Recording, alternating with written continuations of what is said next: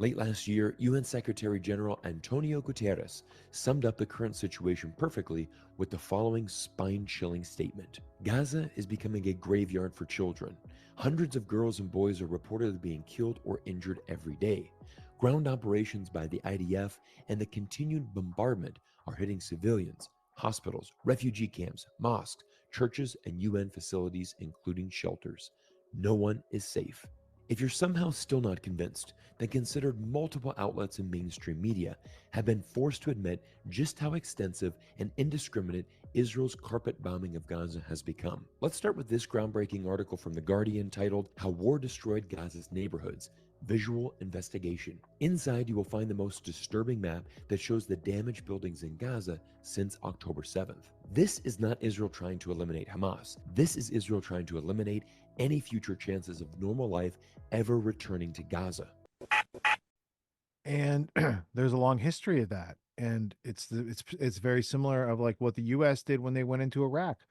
Let's take all the history and make sure that they have a fresh start on their history, and it's all democratized, and so it's a sign of intellectual bankruptcy anytime you want to censor, let alone go destroy documents so that you can sanitize. Like that's covering up a crime.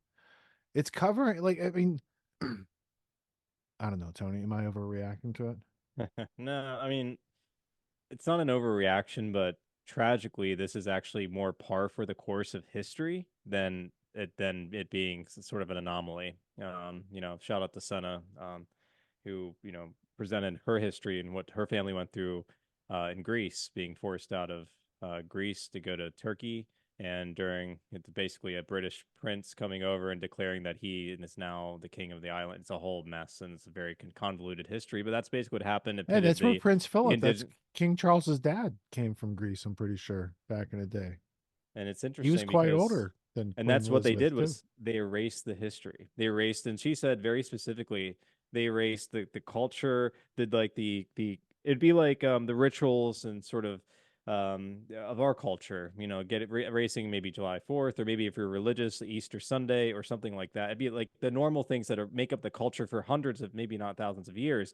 They systematically erase it, including the language. So by the next generation, they're completely instantiated with a totally different narrative, totally different language, totally different cultural perspective, and that's done on purpose. So unfortunately, I'll just say this is more par for the course historically speaking. You look at like the movement of nations and imperialism and civilization and warfare. This is what is to be expected. The conquerors typically completely destroy any remnants of the one's culture, um, unfortunately.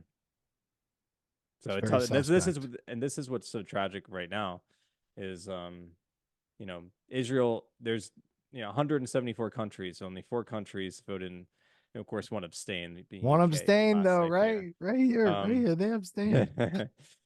but it's interesting because at the end of the day, again, John Mearsheimer, whoever has the leverage in the international world is the one who has the power. It doesn't, so like it's just like it's essentially an anarchism of leverage in the international scene. So it's like it really comes down to might makes right, military Of power, economic military and power. money. Yeah, That's a good book exactly. title That's right all it there. is. I'm Military gonna and write money. that And down. Some good right shit. now America is fully decaptured by Israel, or one and the same at this point.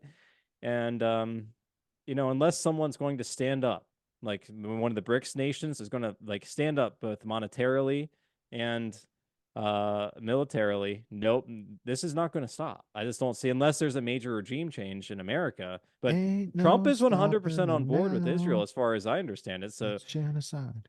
Trump, it plays into Israel for Trump to get elected as much as it is for a progressive, well, maybe not as much for, well, but they have We both parties completely deep captured. So I don't think they're worried about the That's what I upcoming wrote down in this political card. election. Of military and money, deep capture of the world. So Yeah, we're there on you the go. same page, dude. There you We're go. vibing at 4 in the morning.